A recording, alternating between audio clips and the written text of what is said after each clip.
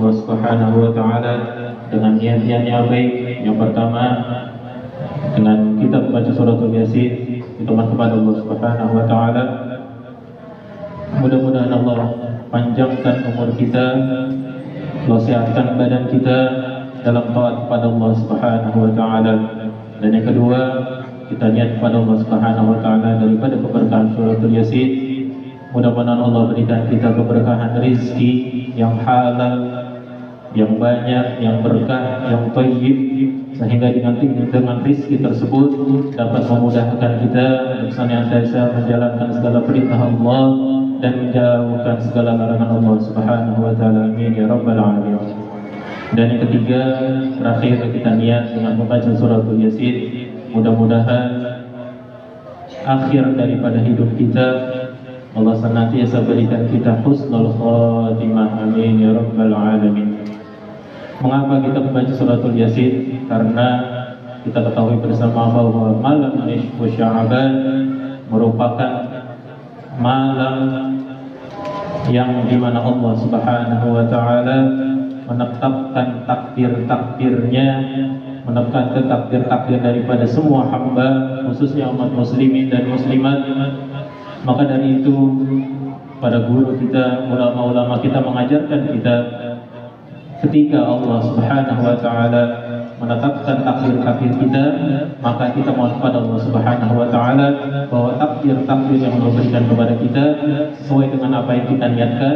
Di antaranya tadi 3, yaitu kita mohon kepada Allah umur panjang dalam taat kepada Allah, yang kedua rezeki yang halal yang berkah, dan akhir daripada hidup kita dalam keadaan husnul khatimah. Dan juga malam ini adalah malam yang spesial, yaitu 2 kemuliaan yang berkumpul dalam satu waktu, yaitu malam Jumat dan juga malam nisfu Sya'ban, yang mana dalam hadis Nabi Muhammad SAW bahwa ada 5 malam dalam satu tahun, yang dimana ketika seorang hamba berdoa kepada Allah Subhanahu wa taala, maka insyaallah Allah akan ijabah doanya.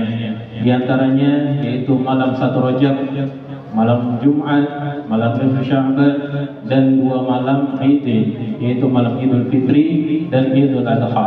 Nah, kita berada di malam Jumat dan di malam nisfu Sya'ban, 2 kemuliaan yang berkumpul pada satu malam. Maka insyaallah dengan berkumpulnya 2 kemuliaan dalam satu waktu ini semakin menambah keberkahan dan pengijabahan daripada segala doa-doa kita. Mudah-mudahan segala doa kita, harapan kita, takdir-takdir kita Allah catat pada malam ini sesuai dengan hajat-hajat kita, dan insyaallah tidak bangun kita dari tempat ini, mudah-mudahan Allah ijabah segala doa kita. Amin ya rabbal alamin.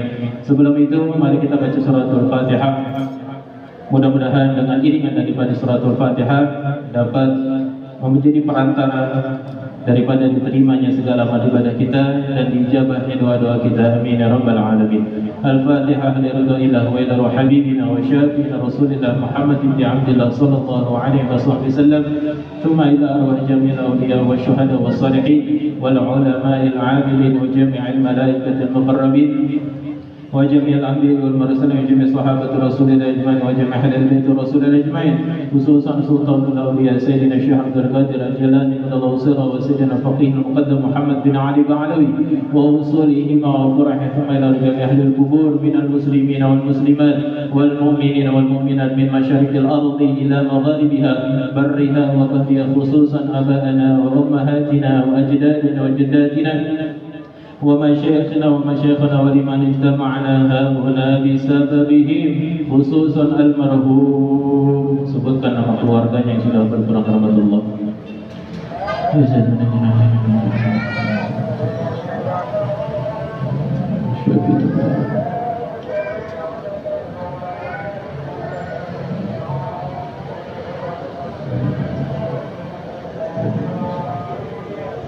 وأصولهم وفرعهم، ثم إلى أرواح والدينا ووالديكم وأمهاتكم أمواتنا وأمواتكم وأموات المسلمين أجمعين أن الله يتغشاهم بالرحمة والمغفرة ويسكنهم الجنة على هذه النية ولكل نية صالحة. وإلى حضرة النبي محمد صلى الله عليه وسلم الفاتحة. أعوذ بالله من الشيطان الرجيم. بسم الله الرحمن الرحيم.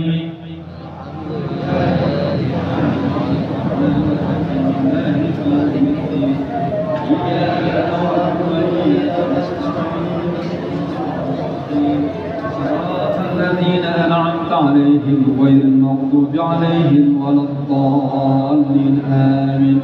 Mari kita baca surah Yasin yang pertama yang mengingatkan agar Allah panjangkan umur kita dalam taat kepada Allah Subhanahu wa taala. A'udzu billahi minasy syaithanir rajim. Bismillahirrahmanirrahim. Yasin wal Qur'anil Hakim. Innaka laminal mursalin ala siratin mustaqim. Tanzilal azizir rahim. Litunzira qauman ma unzira aba'uhum fahum ghafilun. Laqad haqqal qawlu ala aktharihim fahum la yu'minun. Inna ja'alna fi a'naqihim aghlalan fahira al-azqan fahum muqmahun. وجعلنا من بين أيديهم سدا ومن خلفهم سدا فغشيناهم فهم لا يبصرون.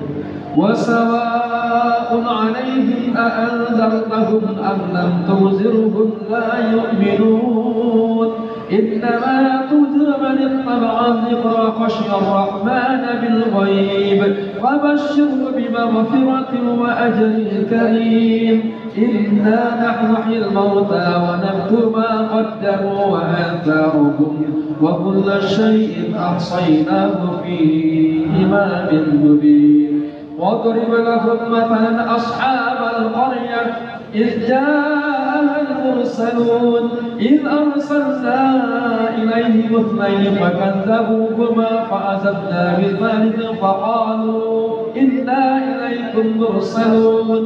قالوا ما أنتم إلا بشر مثلنا وما أنزل الرحمن من شيء إن أنتم إلا تكذبون.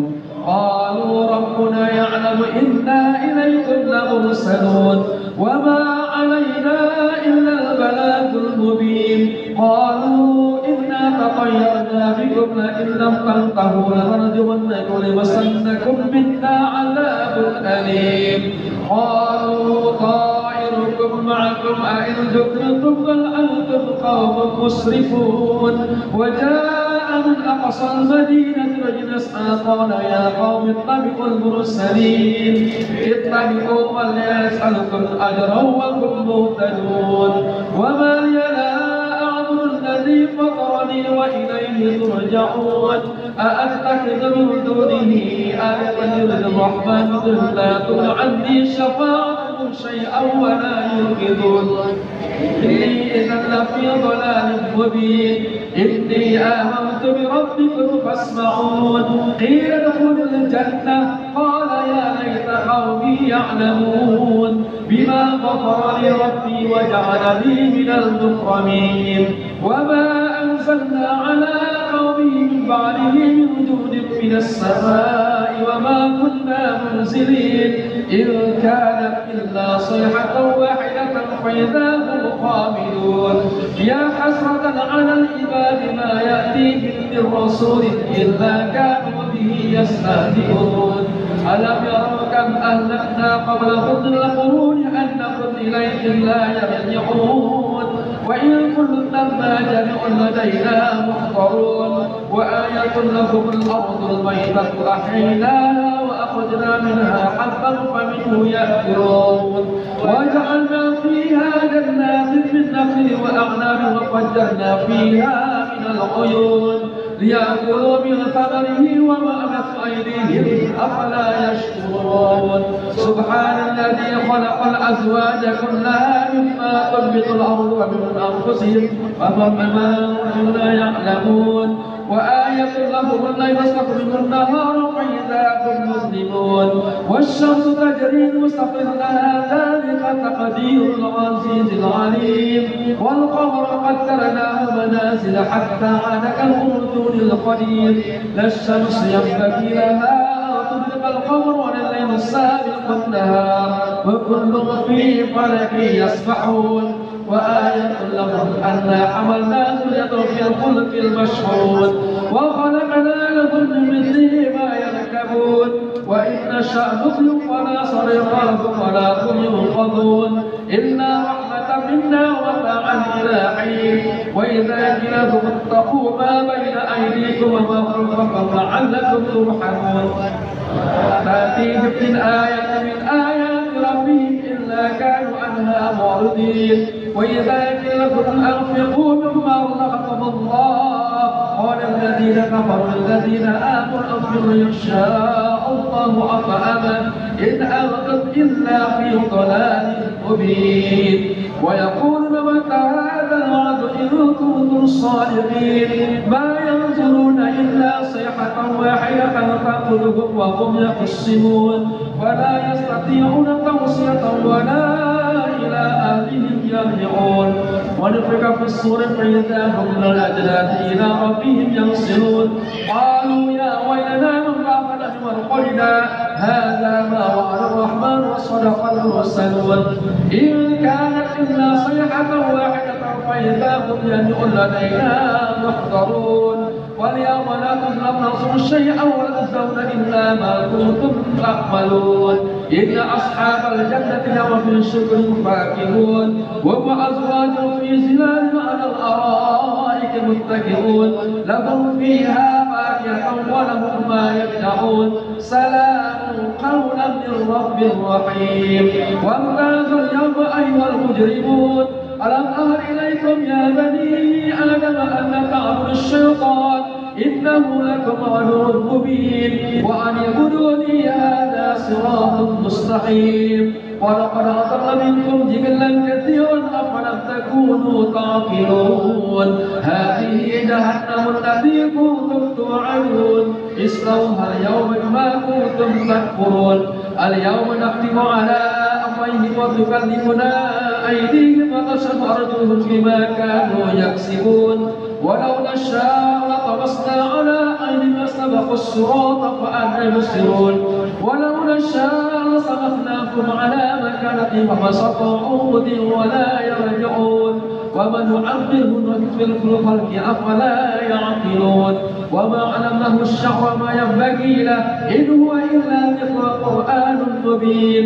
لينذر من كان حيا ويحق القول على الكافرين أولم يروا أنا خلقنا لهم مما أمسنا أيدينا أنعاما فهم لها مالكون وذلناها لهم ومنها ركوبهم ومنها يأكلون ولكم فيها منافع ومشارب أفلا يشكرون واتخذوا من دون الله آلهة لعلهم ينصرون لا يستطيعون تصرفهم وهم لهم جند محضرون فلا يحدث قولهم إنا نعلم ما يسرون وما يعلنون أولم يرى الإنسان أنا خلقناه من نطفة فإذا هو خصيم مبين وضرب لنا مثلا ونسي خلقه قال من يحيي العظام وهي رميم قل يحييها الذي أنشأها أول مرة وهو بكل خلق عليم الذي جعل كل شيء نارا فإذا أنتم منه توقنون أوليس الذي خلق السماوات والأرض بقادر على